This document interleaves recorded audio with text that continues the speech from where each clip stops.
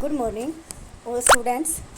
आज हम 10th class में आपके एसएस में ज्योग्राफी का 3rd लेसन करने जा रहे हैं। फर्स्ट 2 लेसन हम आपके यूनिट टेस्ट से पहले कर चुके हैं, तो आज हम इसका ज्योग्राफी का 3rd लेसन करने जा रहे हैं, जिसका नाम है जल संसाधन। जैसा कि आप सभी जानते हैं कि 3/4 धरातल भाग से जल से ये हमारा 3/4 भाग जल से ढका हुआ है, परंतु इसमें प्रयोग में लाने वाले अलवणीय जल का अनुपात बहुत कम है। यह अलवणीय जल हमें सतही अफवाह और भौम जल यानी कि भूमि के अंदर जो जल होता है वहाँ से प्राप्त होता है, जिसका लगातार नवीकरण और पुनः भरण जल चक्रीय द्वारा प्राप्त होता है, यानी कि हम जल को दोबारा प्रयोग में ला सकते हैं। तो जल के विशाल भंडार और इसके नवीकरण योग्य गुणों के होते हुए यह सोचना भी मुश्किल है कि हमें जल दुर्लभता के सामना हमें करना पड़ सकता है। जैसे कि हम जल की कमी की बात कर रहे हैं, तो हमें जल्दी ही कम वर्षा वाले क्षेत्रों या सूखाग्रस्त जो इलाके हैं उनका ध्यान आता है। तो हमारा सबसे पहले हमारे माइंड में, हमारे दिमाग में राजस्थान के मरुस्थल और जल से भरे मटके संतुलित करती हुई यानी कि इकट्ठी करती हुई और जल भरने के लिए लंबे लंबे रास्ते तय कर जाते हुए ये चित्र हमें दिखाई दे रहे हैं कि कैसे कितनी दूर दूर से मटकों में जल भरकर लाया जाता है और उसको प्रयोग में किया जाता है। तो क्या यह संभव है कि किसी क्षेत्र में प्रचुर मात्रा में जल संसाधन होने के बावजूद भी वहाँ जल की दुर्लभता हो? हमारे पास कई उदाहरण ऐसे हैं जहाँ जल की कमी बहुत ज़्यादा अधिक हो रही है। तो इसका सबसे पहला कारण क्या है? बढ़ती जनसंख्या और उसके जो परिणाम स्वरूप जल की बढ़ती मांग है, यानी कि हमारी जनसंख्या निरंतर बढ़ती जा रही है, जिससे हमें जल की बढ़ती हुई कमी भी दिखाई दे रही है। जल अधिक जनसंख्या के लिए घरेलू उपयोग में ही नहीं बल्कि अधिक अनाज उगाने के लिए भी चाहिए। अनाज के उत्पादन को बढ़ाने के लिए हमें जल ज़्यादा मात्रा में चाहिए। जितनी भी कृषि है वो सारी की सारी जल पर ही आधारित होती है। तो कृषि के लिए हमें थोड़ा नहीं बल्कि बहुत ज़्यादा जल की आवश्यकता होती है।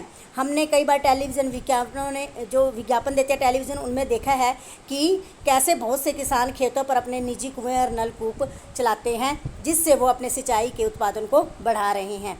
तो इसका परिणाम क्या है कि इसके कारण हमारे जो भूमि का जल स्तर है वो नीचे गिर रहा है और लोगों के लिए जो जल की उपलब्धता है उसमें कमी आ रही है और हमारा जो भोजन की सुरक्षा है वो भी खतरे में पड़ सकती है। स्वतंत्रता के बाद भारत में तेज़ी से औद्योगिकरण हुआ है, तो उसके विकास के लिए भी बहुत सारे जल की आवश्यकता हुई है, क्योंकि उद्योग जो हैं हमारे वो भी हमारे निश्चित तौर पर जल पर ही आधारित होते हैं। तो अगर हम बात करें कि जल संसाधन, हमें पता है कि पृथ्वी का 3/4 भाग जल से ढका हुआ है। पृथ्वी पर जल महासागरों, झीलों, नदियों, हिम नदी आदि के रूप में विद्यमान होता है। और अगर हम जल चक्र की बात करें तो जल चक्र क्या होता है हमारा कि वह प्रक्रम जिसमें जल निरंतर पर्यावरण में लगातार गतिशील रहता है। वाष्पीकरण, संघनन और वर्षण जल चक्कर के ही 3 उदाहरण माने गए हैं, मुख्य अंग माने गए हैं इसके। और नवीकरणीय संसाधन, जल एक नवीकरणीय संसाधन है। पहले भी बताया आपको कि एक बार प्रयोग करने के बाद इसे पुनः आसानी से प्राप्त किया जा सकता है। भारत में जल की कमी, भारत विश्व का वर्षा का 4% हिस्सा प्राप्त करता है और अगर यही हमारे जल का स्तर यही रहा तो 2025 में भारत को जल के लिए एक बहुत बड़ी कमी का सामना करना पड़ेगा, बहुत बड़ी कमी महसूस करेगा भारत जल के लिए। और जल दुर्बलता यानी कि जल के अनुपात में कमी होना, जल की पूर्ति अच्छी तरह ना होना। कारण आपको बता दिए हैं कि बढ़ती जनसंख्या, बढ़ते हुए उद्योग हमारे जल की कमी को निरंतर गति प्रदान कर रहे हैं। हमारा जल निरंतर घटता ही जा रहा है, गति उसकी तेज़ ही हो रही है।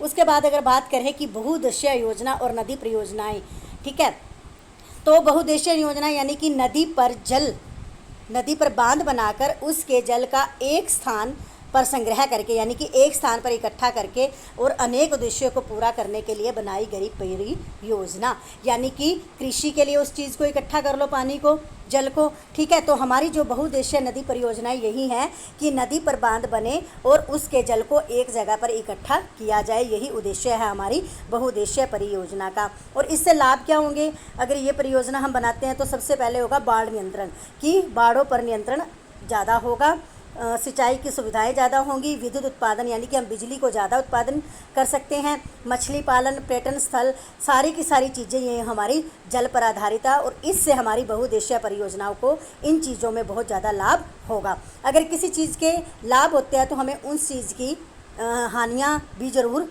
होती हैं। तो बहुउद्देशीय नदी परियोजना से हानियाँ क्या होंगी कि बड़ी संख्या में बढ़ रहे लोगों का विस्थापन, जो लोग अपने काम धंधे के लिए एक जगह से दूसरी जगह पर जाते हैं। कृषि और वन भूमि का जलमग्न होना, यानी कि जैसे जैसे कृषि बढ़ रही है उसके लिए जल की भी आवश्यकता हमें ज़्यादा हो रही है, जिससे हम जल की कमी को महसूस करेंगे। नदियों का प्राकृतिक बहाव रुक जाना, ठीक है, और जलीय जीव आवासों में भोजन की कमी हो जाना, भूकंप आने की संभावना भी अधिक बढ़ जाना। तो इससे हमारी बहुउद्देशीय परियोजना से हमें ये भी हानियाँ हो सकती हैं।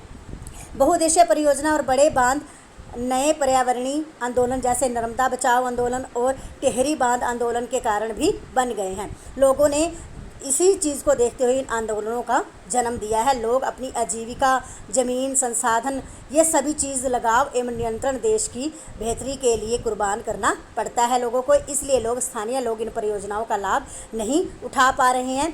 और ये जो उन्होंने इन आंदोलनों को शुरू किया है वो अपनी इस पानी की कमी के कारण ही इन आंदोलनों की शुरुआत हुई है। जमींदार और बड़े किसान, जो उद्योगपति हैं, कुछ नगरीय केंद्रों को, गांव के भूमिहीन को लीजिए, तो सभी के सभी कुछ लोग इसका फ़ायदा उठा रहे हैं और कुछ लोग इसका नुकसान उठा रहे हैं। तो बात की जाए आगे वर्षा जल संग्रहण। अगर वर्षा के जल को संग्रहण किया जाए तो बात आती है सबसे पहले कि हैंडपंप, कुएँ, तालाब के मध्य में छतों के वर्षा जल का संग्रहण करके उसे पीने के पानी में लाया जा सकता है, जैसे राजस्थान में, ठीक है। ज़्यादातर लोगों ने कुएँ ऐसी बनाई हुई हैं जहाँ पर वर्षा के जल को इकट्ठा किया जाता है और उसे फिर पानी पीने के लिए प्रयोग में लाया जाता है। टांका वाली बात की जाए तो टांका में वर्षा जल अगली वर्षा ऋतु तक संग्रहित किया जा सकता है। वर्षा जल अथवा पालर पानी जैसी कि इसी ऐसे क्षेत्रों में पुकार है। पालर पानी यानी कि पीने योग्य पानी उसको बनाया जाए इकट्ठा करने के बाद। तो भूमिगत जल, यह जल भूमि के धरातल के नीचे पाया जाता है। इस जल का प्रयोग हम ज़्यादातर कुओं में और नलकूपों के द्वारा करते हैं। अगर बात की जाए हिमालय पर्वत से निकलने वाली नदियाँ जितनी भी हमारी गंगा, यमुना, ब्रह्मपुत्र, रावी, व्यास, सतलुज, झेलम आदि, ये नदियाँ सदा नीरा हैं, यानी कि ये बहती ही रहती हैं। तो उसके बाद आते हैं हमारे जैसे पठारों की बात कर ले, जो पठारों से नदियाँ निकलती हैं, नर्मदा, तापी, महानदी, गोदावरी, कृष्णा, ये भी नदियाँ बरसाती नदियाँ हैं। ये जब बरसात ज़्यादा अधिक होती है इनका जल तभी ज़्यादा अधिक बहना शुरू होता है, ये तभी अपना बहाव पूरा लाती हैं। उसके बाद आता है जल संसाधनों के उपयोग, सिंचाई के लिए, उद्योगों के लिए, कारखानों के लिए, पीने के लिए, जल विद्युत का उत्पादन और जल परिवहन के रूप में।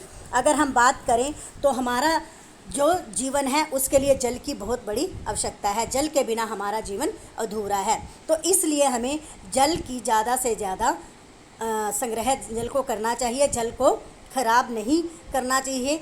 तो सबसे पहले जो जनसंख्या पर है उस पर नियंत्रण हो हमारा। नियंत्रण के बाद जो सिंचाई के हैं चीज़ें, जहाँ पर पानी जितना ज़रूरी हो उतना ही उसको प्रयोग में लाया जाए। तो जल संसाधन का मतलब है कि जल के लिए प्रयोग किए जाने वाले संसाधन। तो जल हमारा जीवन है, जल के बिना हमारा जीवन ही अधूरा है। तो ये बेटा आपका लेसन है जल संसाधन, जल को लेकर आपको करवाया है रीड। इसके क्वेश्चन आंसर भेज रहे हैं, आपने राइट और लर्न दोनों करने हैं। धन्यवाद।